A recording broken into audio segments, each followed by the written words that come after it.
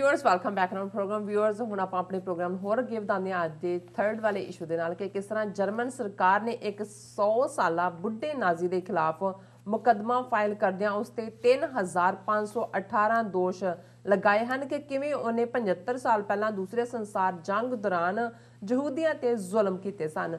ਸੋ ਹੁਣ ਸਵਾਲ ਪੈਦਾ ਇਹ ਹੁੰਦਾ ਹੈ ਕਿ ਜੇ 75 ਸਾਲ ਬਾਅਦ ਇੱਕ ਨਾਜ਼ੀ ਨੂੰ ਆਪਣੇ ਕੀਤੇ ਦੀ ਸਜ਼ਾ ਦਿੱਤੀ ਜਾ ਸਕਦੀ ਹੈ ਤਾਂ ਪਿਛਲੇ 74 ਸਾਲਾਂ ਤੋਂ ਭਾਰਤ ਵਿੱਚ ਸਿੱਖਾਂ, ਕਸ਼ਮੀਰੀਆਂ, ਮੁਸਲਮਾਨਾਂ, ਨਾਗਿਆਂ, ਦਲਿਤਾਂ ਦੇ ਖਿਲਾਫ ਵਾਰ ਕ੍ਰਾਈਮ ਕਰਨ ਵਾਲਿਆਂ ਨੂੰ ਸਜ਼ਾ ਜ਼ਾਬਤਾ ਕਿਉਂ ਨਹੀਂ ਕੀਤਾ ਜਾ ਸਕਦਾ।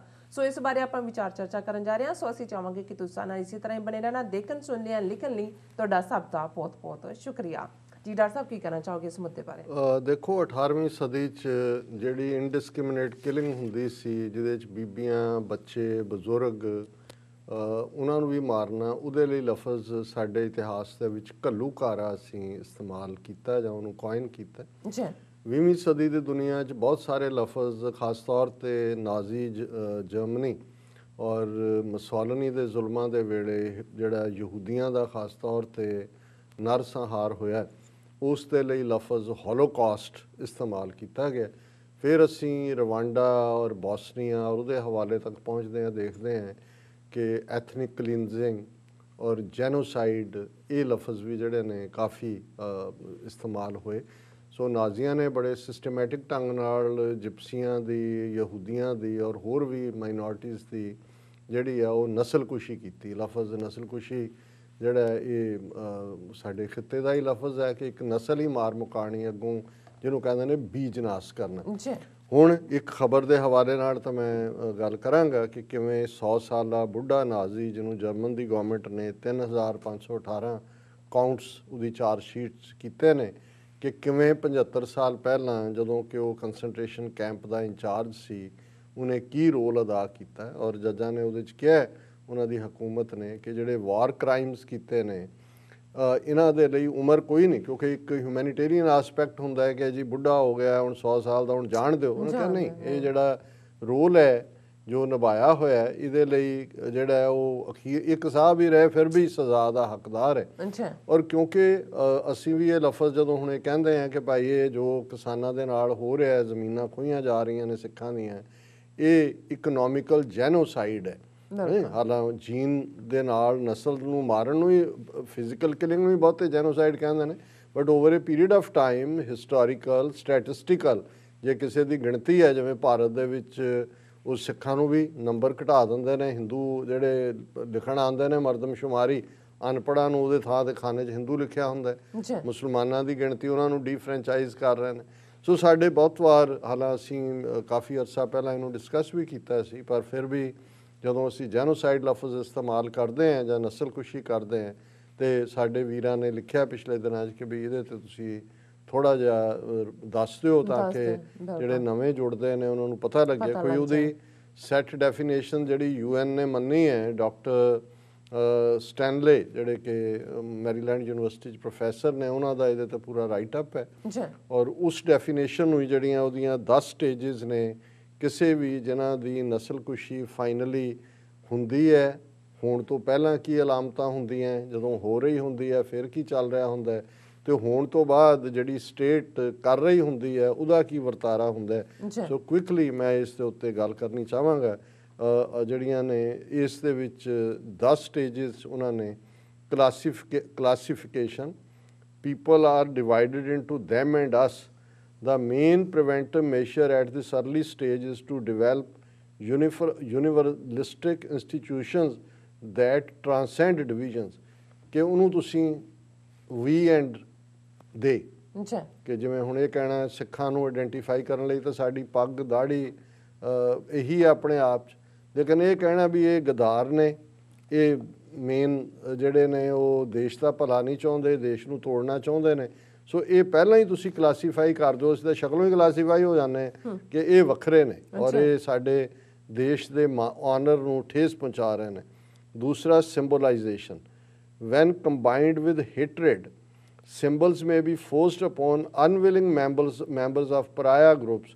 To combat symbolization, hate symbols can be ਉਹ ਅੱਗੋਂ ਹੈ ਕਿ ਸਿੰਬਲਾਈਜ਼, ਜਿਵੇਂ ਮੈਂ ਕਿਹਾ ਵੀ ਸਾਡੀ ਤਾਂ ਸ਼ਕਲ ਹੀ ਹੈ, ਜੇ ਹੁਣ ਨਵੰਬਰ 84 'ਚ ਇਹਨਾਂ ਨੇ ਨਸਲਕੁਸ਼ੀ ਕੀਤੀ ਤੇ 4 'ਚ ਫਿਰ ਇਹੀ ਹੈ ਸਰਦਾਰ ਦੇਸ਼ ਕੇ ਗੱਦਾਰ, ਕਿਸੇ ਨੂੰ ਨਹੀਂ ਪੁੱਛਿਆ ਹੈ। ਜਿੱਥੇ ਜਿੱਥੇ ਵੀ ਕੋਈ ਸੀ ਉਹਨਾਂ ਨੇ ਉਹ ਗੱਡੀਆਂ ਤੋਂ ਬੱਸਾਂ ਤੋਂ ਪੈਦਲ ਜਿਹੜਾ ਫੜ ਫੜ ਕੇ ਮਾਰਨਾ। ਸੋ ਆਲਰੇਡੀ ਜਿਹੜਾ ਤੁਸੀਂ ਪਹਿਲਾਂ ਉਹਨਾਂ ਨੂੰ ਕਲਾਸੀਫਾਈ ਕਰੋ, ਫਿਰ ਉਹਨਾਂ ਦੀ ਪਛਾਣ ਜਿਹੜੀ ਹੈ ਉਹ ਸਾਹਮਣੇ ਹੀ ਹੈ। ਸਿੱਖਾਂ ਦੇ ਲਈ ਤਾਂ ਰੋਹਿੰਗਿਆਂ ਲਈ ਇੱਕ ਵੱਖਰਾ ਤਰੀਕਾ ਹੈ, ਮੁਸਲਮਾਨਾਂ ਲਈ ਇੱਕ ਵੱਖਰਾ ਹੈ, ਸਿੱਖਾਂ ਲਈ ਤਾਂ ਦੋਨੋਂ ਹੀ ਚੀਜ਼ਾਂ ਜਿਹੜੀਆਂ ਨੇ ਉਹ ਸਾਈਮਲਟੇਨੀਅਸਲੀ ਨੇ, ਸਿੰਬਲਾਈਜ਼ ਵੀ ਅਸੀਂ ਹੋ ਜਾਂਦੇ ਹਾਂ ਔਰ ਕਲਾਸੀਫਾਈ ਵੀ ਹੋ ਜਾਂਦੇ। ਡਿਸਕ੍ਰਿਮੀਨੇਸ਼ਨ ਫਿਰ ਇਹ ਹੈ ਲਾਅ ਔਰ cultural power exclude groups from civil rights, segregation ਔਰ apartheid laws, denial of the rights. ਹੁਣ ਜ਼ਾਹਰ ਹੈ ਕਿ ਡਿਸਕ੍ਰਿਮੀਨੇਸ਼ਨ ਦਾ ਅਸੀਂ 74 ਸਾਲ ਤੋਂ ਫੇਸ ਕਰ ਰਹੇ ਹਾਂ। ਉਸੇ ਦੇ ਲਈ 2 ਨੌਕਰੀ ਲਈ ਜੇ 2 ਇੱਕ ਸਿੱਖ ਅਪਲਾਈ ਕਰਦਾ ਹੈ, ਇੱਕ ਦੂਜਾ ਕਰਦਾ ਹੈ, ਤੇ ਉਹ ਦੂਸਰਾ ਪ੍ਰੈਫਰੇਬਲ ਹੈ। ਲੈਂਗੁਏਜ ਹੋਏ, ਪਾਣੀਆਂ ਦੀ ਲੁੱਟ ਹੋਏ, ਦੂਜਾ ਹਰ ਲੈਵਲ ਦੇ ਉੱਤੇ ਬਿਠਾ ਦਿਓ ਉੱਤੇ ਪੱਗ ਵਾਲਾ ਪ੍ਰੈਜ਼ੀਡੈਂਟ, ਪ੍ਰਾਈਮ ਮਿਨਿਸਟਰ, ਕਹੋ ਜੀ ਅਸੀਂ ਬਹੁਤ ਭਲਾ ਕਰ ਰਹੇ ਹਾਂ। ਸੋ ਡਿਸਕ੍ਰਿਮੀਨੇਸ਼ਨ ਜਿਹੜਾ ਹੈ ਇਸ ਦਾ ਇੱਕ ਹਿੱਸਾ। ਫਿਰ ਡੀਹਿਊਮਨਾਈਜੇਸ਼ਨ, ਕਿ ਉਹਨਾਂ ਨੂੰ ਤੁਸੀਂ ਜਿਵੇਂ ਹੁਣੇ ਕਿ ਜੀ ਮੈਂ ਜਾ ਰਿਹਾ ਸੀ, ਇੱਕ ਸੱਪ ਸੀ, ਇੱਕ ਸਿੱਖ ਸੀ, ਮੈਂ ਇਸ ਲਈ ਲੇਟ। ਉਹਨੇ ਕਿਹਾ ਤੂੰ ਕਿਹਨੂੰ ਮਾਰਿਆ? ਉਹਨੇ ਕਿਹਾ ਜੀ ਪਹਿਲਾਂ ਮੈਂ ਸਿੱਖ ਨੂੰ ਮਾਰਿਆ, ਫਿਰ ਸੱਪ ਨੂੰ ਮਾਰ। ਇਹ ਹੈ ਕਿ ਵੀ ਜਾਂ ਜਿਵੇਂ ਅਮਿਤ ਸ਼ਾਹ ਨੇ ਬਰਮਾ 'ਚ ਕਿਹਾ ਕਿ we we will throw them out like termites, ਕਿ ਸਿਉਂਕ ਵਾਂਗੂ ਅਸੀਂ ਮੁਸਲਮਾਨਾਂ ਨੂੰ। ਇਹ ਹੈ ਕਿ ਤੁਸੀਂ ਉਹਨਾਂ ਨੂੰ ਕਹੋ ਜੀ ਇਹ ਬੰਦੇ ਹੀ ਨਹੀਂ ਹੈ, ਇਹ ਤਾਂ ਸਿਉਂਕ ਨੇ। ਔਰ ਇਹ ਹੈ ਕਿ ਜਿਹੜੀ ਹੈ ਉਹ ਹਿਊਮੈਨਿਟੀ ਤੁਸੀਂ ਡਿਨਾਈ ਕਰ ਦਿਓ। ਫਿਰ 5ਵਾਂ organisation, genocide is always organised, special army units ਔਰ militia are often trained and armed.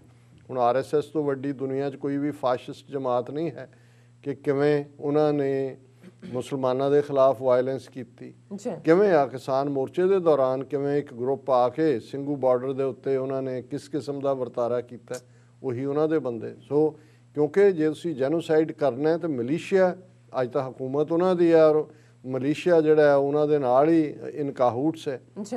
Then 6ਵਾਂ polarisation, hate groups broadcast polarising propaganda. ਹੁਣ ਤੁਸੀਂ ਆ ਸਾਰੇ ਇਹਨਾਂ ਦੇ ਮੇਜਰ TV ਚੈਨਲ ਜਿਹੜੇ ਬੈਠੇ ਨੇ, ਗੁਰਦੁਆਰਿਆਂ ਨੂੰ ਅੱਤਵਾਦ ਦੇ ਟਿਕਾਣੇ ਦੱਸ ਰਹੇ ਨੇ, ਸਿੱਖਾਂ ਨੂੰ ਟ੍ਰੇਟਰ ਦੱਸ ਰਹੇ ਨੇ। ਜੇ ਬਾਹਰਲੇ ਰਿਹਾਨਾ ਹੋਏ ਜਾਂ ਬੀਬੀ ਗੈਟਸ ਥੰਸਬਰਗ ਹੋਏ ਜਾਂ ਦੂਸਰੇ ਕਰੰਟ, ਉਹਨਾਂ ਨੂੰ ਕਹੋ ਜੀ ਪੈਸੇ ਦਿੱਤੇ ਨੇ ਬਾਹਰਲਿਆਂ ਨੇ। ਦੂਜਾ ਹੇਟ ਪ੍ਰੋਪੇਗੈਂਡਾ, ਸਾਰਾ ਦਿਨ ਬੈਠ ਕੇ ਜਿਹੜਾ ਉਹਨਾਂ ਨੂੰ ਸੁਸਾਇਟੀ ਨੂੰ ਡਿਵਾਈਡ ਕਰੋ।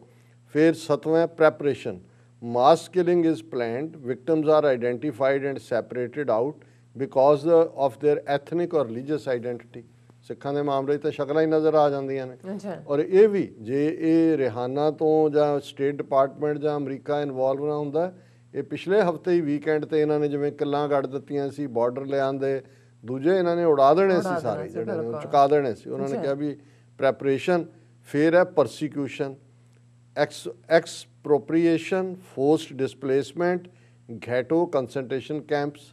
ਹੁਣ ਜਿਵੇਂ ਸੈਂਕੜਿਆਂ ਮੁੰਡੇ ਗਾਇਬ ਕੀਤੇ ਹੋਏ ਨੇ ਦਿੱਲੀ 'ਚ, ਕੋਈ 26 ਜਨਵਰੀ ਤੋਂ ਬਾਅਦ, ਅੱਜ ਅਸੀਂ 10 ਫਰਵਰੀ ਨੂੰ ਗੱਲ ਕਰ ਰਹੇ ਹਾਂ, ਕੋਈ ਲਿਸਟ ਨਹੀਂ ਹੈ। 123 ਜਿਹੜੇ ਨੇ ਉਹਨਾਂ ਦੀ ਲਿਸਟ ਵੀ ਸਿੱਖ ਵਕੀਲਾਂ ਨੇ ਜਾ ਕੇ ਕੱਢੀ ਹੈ ਤਿਹਾੜ 'ਚ, ਕਿੰਨੇ ਹੋਰ ਗਵਾਚੇ ਹੋਏ ਨੇ। ਔਰ ਇਹ ਪਰਸੀਕਿਊਸ਼ਨ ਹੈ ਕਿ ਸਬਕ ਸਿਖਾਣਾ। ਫਿਰ ਹੈ extermination, it is extermination to the killers because they do not believe the victims to be fully human. Exterminate ਅਸੀਂ ਇਵੇਂ ਕਹਿੰਦੇ ਹਾਂ, ਜਿਵੇਂ ਮੱਛਰ ਮਾਰ ਰਹੇ ਨੇ, ਟਰਮਾਈਟ ਮਾਰ ਰਹੇ ਨੇ, ਉਹਨਾਂ ਨੇ ਕਿਹਾ ਜੀ ਫਿਰ ਉਹਨਾਂ ਨੇ ਕਰਤਾ ਵੀ ਉਡਾ ਦਿਓ, ਜੋ ਨਵੰਬਰ 84 'ਚ ਕੀਤਾ। ਔਰ ਫਿਰ ਜਿਹੜਾ ਅੱਜ ਤੱਕ ਵੀ ਸਿੱਖ ਨਸਲਕੁਸ਼ੀ ਇੱਕ ਤੋਂ ਬਾਅਦ ਦੂਜੀ ਕਰਨ ਤੋਂ ਬਾਅਦ ਵੀ last of denial, perpetrators deny that they committed any crimes. ਹੁਣ ਬਾਹਰਲੇ ਮੁਲਕ ਉਹਨਾਂ ਦੀਆਂ ਅਸੈਂਬਲੀਆਂ ਪਾਸ ਕਰ ਰਹੀਆਂ, ਨਵੰਬਰ 84 ਜੈਨੋਸਾਈਡ ਹੈ, ਇੰਡੀਅਨ ਗਵਰਨਮੈਂਟ ਪ੍ਰੋਟੈਸਟ ਕਰ ਰਹੀ ਕਿਉਂਕਿ ਡਿਨਾਇਲ ਕਿ ਅਸੀਂ ਕੀਤਾ ਹੀ ਨਹੀਂ ਹੈ। ਸੋ ਇਹੋ ਜਿਹਾ ਹੀ ਪਾਰਟ, ਕਿਉਂਕਿ ਜੇ ਨਾਜ਼ੀ ਜਰਮਨੀ ਨੇ ਜਿਵੇਂ systematically ਕੰਸਨਟ੍ਰੇਸ਼ਨ campus, gas chambers, identification, ਉਹਨਾਂ ਦੇ ਬੈਂਡ ਬੰਨਣਾ, ਉਹਨਾਂ ਨੂੰ ਮਾਰਕ ਕਰਨਾ, ਯਹੂਦੀਆਂ ਦੇ ਘਰ ਮਾਰਕ ਕਰਨਾ, ਉਹਨਾਂ ਦੀਆਂ ਦੁਕਾਨਾਂ, ਔਰ ਕਿਵੇਂ ਉਹਨਾਂ ਦੇ ਗ੍ਰੇਟ ਡੇ ਫਰਾਈਡੇ ਕਿ ਜੀ ਉਹਨਾਂ ਨੂੰ ਤੋੜ ਦਿਓ, ਸ਼ੀਸ਼ੇ ਤੋੜ ਦੇਣੇ, ਔਰ ਉਹਨਾਂ ਦੇ ਪਬਲਿਸ਼ਰ ਜਾਂ ਦੂਜੇ ਯਹੂਦੀ ਸੀ, ਉਹਨਾਂ ਦੀਆਂ ਕਿਤਾਬਾਂ ਬਾਹਰ ਕੱਢ ਕੇ ਉਹਦੀ ਬੌਨਫਾਇਰ ਬਣਾ ਦੇਣੀ। ਇਹਨਾਂ ਸਾਰਿਆਂ 'ਚੋਂ ਹੀ ਅਲਟੀਮੇਟਲੀ ਇਹ ਜੈਨੋਸਾਈਡ ਦਾ ਨਿਕਲਿਆ। ਸੋ ਆਲਰੇਡੀ ਅਸੀਂ ਤਾਂ 1980s ਤੋਂ ਉਸ ਜੈਨੋਸਾਈਡ ਦੇ ਵਿੱਚ ਫਸੇ ਹੋਏ ਹਾਂ। ਔਰ ਇਹ ਇੱਕ ਫਰਦਰ ਜੇ ਕਿਸਾਨਾਂ ਦੀ ਲਹਿਰ ਹੁਣ ਤਾਂ ਪੋਲੀਟੀਕਲ ਵੱਲ ਜਾ ਰਹੀ ਹੈ, ਉਹਨਾਂ ਨੂੰ ਵੀ ਲੱਗਦਾ ਕੋਈ ਚੈਲੰਜ ਨਹੀਂ ਹੈ। ਅਦਰਵਾਈਜ਼ ਉਹਨਾਂ ਨੇ ਆਲਰੇਡੀ ਇੱਕ ਹੋਰ ਜੈਨੋਸਾਈਡ ਦੀ ਤਿਆਰੀ ਕੀਤੀ ਹੋਈ ਹੈ। ਔਰ ਇਹ ਜਿਹੜੀ ਖਬਰ ਹੈ ਕਿ German ਪ੍ਰੋਸੀਕਿਊਟਰਸ have charged 100 years old man with 3,518 counts of being an accessory to murder on allegation he served during World War II as a Nazi SS guard at a concentration camp on the outskirts of Berlin, authorities said on Tuesday. So 25 ਸਾਲ ਦਾ ਹੋਏਗਾ ਉਹ, 75 ਸਾਲ ਪਹਿਲਾਂ ਜਦੋਂ ਉੱਥੇ ਰਿਹਾ guard ਸੀ। ਔਰ ਉਹਨੇ ਕਿਹਾ ਕਿ ਵੀ ਇਸ ਕੈਂਪ ਹੈ ਸ਼ੈਕਸੀ ਹੌਸਨ ਕੈਂਪ 1942 ਤੋਂ 1945 ਤੱਕ ਇਹ ਮੈਂਬਰ ਸੀ ਨਾਜ਼ੀ ਪੈਰਾਮਿਲਟਰੀ ਵਿੰਗ ਦਾ। ਆਪਣੇ ਵੱਲੋਂ ਤਾਂ ਨੌਕਰੀ ਕਰ ਰਿਹਾ ਸੀ, ਜਿਵੇਂ ਅੱਜ ਜੇ ਸਿੱਖ ਫੌਜੀ ਜਾਂ ਸਿੱਖ ਪੁਲਸੀਆ ਜਾਂ ਮੁਸਲਮਾਨ ਫੌਜੀ ਜਾਂ ਮੁਸਲਮਾਨ ਆਪਣੇ ਹੀ ਲੋਕਾਂ ਤੇ ਜ਼ਬਰ ਕਰਦਾ, ਉਹ ਤਾਂ ਨੌਕਰੀ ਕਰ ਰਿਹਾ ਹੁੰਦਾ, ਉਹਨੂੰ ਇਹ ਹੁੰਦਾ ਵੀ ਨਹੀਂ ਤਾਂ ਤੈਨੂੰ ਸ਼ੂਟ ਕਰ ਦਿਆਂਗੇ। ਸੋ ਉਹਨਾਂ ਨੇ ਉਹਦਾ ਨਾਂ ਨਹੀਂ ਪ੍ਰਾਈਵੇਸੀ ਲਾਜ਼ ਕਰਕੇ ਦੱਸਿਆ।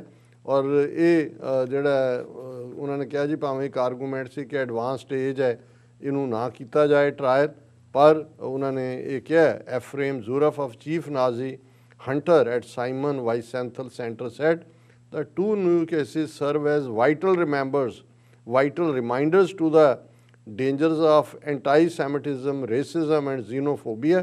The advanced age of the defendants is no excuse to ignore them and allow them to live in the peace and tranquility they denied their victim. ਉਹਨਾਂ ਨੇ ਕਿਹਾ ਵੀ ਜਿਨ੍ਹਾਂ ਦੇ ਨਾਲ ਇਹਨਾਂ ਨੇ ਜ਼ਬਰ ਕੀਤੇ ਨੇ ਉਹਨਾਂ ਨੂੰ ਇਹਨਾਂ ਨੇ ਅਮਨ ਨਾਲ ਨਹੀਂ ਜੀਣ ਦਿੱਤਾ।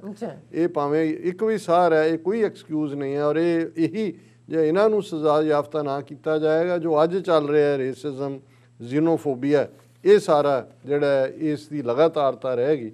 ਸੋ ਸਾਡਾ ਆਰਗੂਮੈਂਟ ਇਹ ਹੈ, ਔਰ ਮੈਂ ਇਹ ਗੱਲ ਜਦੋਂ ਕੁਲਦੀਪ ਨਈਅਰ ਹੁਣ ਤਾਂ ਦੁਨੀਆ ਤੋਂ ਜਾ ਚੁੱਕਾ ਹੈ, 1994 ਦੇ ਦੌਰ ਦੇ ਵਿੱਚ ਸ਼ਿਕਾਗੋ 'ਚ ਇੱਕ ਪਬਲਿਕ ਡਿਬੇਟ ਉਹਦੇ ਨਾਲ ਹੋਈ, ਬਾਈ ਚਾਂਸ ਹੀ ਸੀ, ਪਰ ਉਹਦੇ 'ਚ ਮੈਂ ਇੱਕ ਟਰਮ ਯੂਜ਼ ਕੀਤੀ ਜਿਹੜੀ ਉਦੋਂ ਕਾਫੀ ਪੋਪੂਲਰ ਰਹੀ। ਉਹ ਜਿਹੜੀ ਸਪੀਚ ਵੀ ਸੀ ਕਿ ਭਾਈ ਇਹ ਜਿਹੜੇ ਨੇ ਵਾਰ ਕ੍ਰਿਮੀਨਲ, ਮੈਂ ਕਿਹਾ ਵੀ ਤੁਸੀਂ ਅੱਜ ਸਾਡੇ 'ਤੇ ਜ਼ੁਲਮ ਕਰ ਰਹੇ ਹੋ, ਜੈਨੋਸਾਈਡ ਕਰ ਰਹੇ ਹੋ, ਪਰ ਇੱਕ ਗੱਲ ਯਾਦ ਰੱਖੋ ਕਿ ਵੀ ਇਹ ਜਿਹੜੇ ਤੁਸੀਂ ਵਾਰ ਕ੍ਰਿਮੀਨਲ ਹੋ ਤੁਹਾਡੇ, ਉਹਨਾਂ ਨੂੰ ਅਸੀਂ we will chase them, will find them, extradite them, try them and hang them। ਕਿ ਅਸੀਂ ਕਿਸੇ ਨੂੰ ਮਾਫੀ ਨਹੀਂ ਬਣ ਲੈਣ ਦਿਓ। ਸਾਡਾ ਮੁਲਕ ਅਸੀਂ ਜਿਵੇਂ ਬੋਰੀਆਂ 'ਚ ਪਾ ਕੇ ਖੜੀਦਾ, ਜੇ ਕੋਈ ਲੀਗਲ ਵੇ ਨਾ ਹੋਇਆ ਤੇ ਅਸੀਂ ਚੇਜ਼ ਕਰਾਂਗੇ। ਔਰ ਸਾਨੂੰ ਇਹ ਪਤਾ ਹੈ ਅਜੇ ਤਾਂ ਅਸੀਂ 36 ਸਾਲ ਦੀ ਗੱਲ ਕਰ ਰਹੇ ਹਾਂ, ਇਹ ਤਾਂ ਜਿਹੜਾ ਉਹ 75 ਸਾਲ ਬਾਅਦ ਜਿਹੜਾ ਉਹ ਉਹਨਾਂ ਕ੍ਰਿਮੀਨਲਸ ਨੂੰ ਸਜ਼ਾ ਯਾਫਤਾ ਕਰ ਰਹੇ ਨੇ। ਸੋ ਮੈਂ ਸਮਝਦਾ ਵੀ ਇਹ ਰਿਜ਼ੋਲਵ ਰਹਿਣਾ ਚਾਹੀਦਾ ਕਿ ਜਿਹੜਾ ਗੁਨਾਹਗਾਰ ਹੈ ਔਰ ਇਸ ਲੈਵਲ ਦੇ ਹੀਨਸ ਕ੍ਰਾਈਮਸ ਜਿਹੜੇ ਨੇ, ਕ੍ਰਾਈਮਸ ਅਗੇਂਸਟ ਹਿਊਮੈਨਿਟੀ, ਇਹਨਾਂ ਦੇ ਲਈ ਕੋਈ ਮਾਫੀ ਨਹੀਂ। ਜੀ ਡਾਕਟਰ ਸਾਹਿਬ, ਬਿਲਕੁਲ। ਸੋ ਇੱਥੇ ਲੈਣੇ ਬ੍ਰੇਕ। ਵਿਊਅਰਸ ਤੁਸੀਂ ਕਿਤੇ ਨਹੀਂ ਜਾਣਾ, ਮਿਲਦੇ ਹਾਂ ਆਫਟਰ ਦਿਸ ਸ਼ਾਰਟ ਬ੍ਰੇਕ।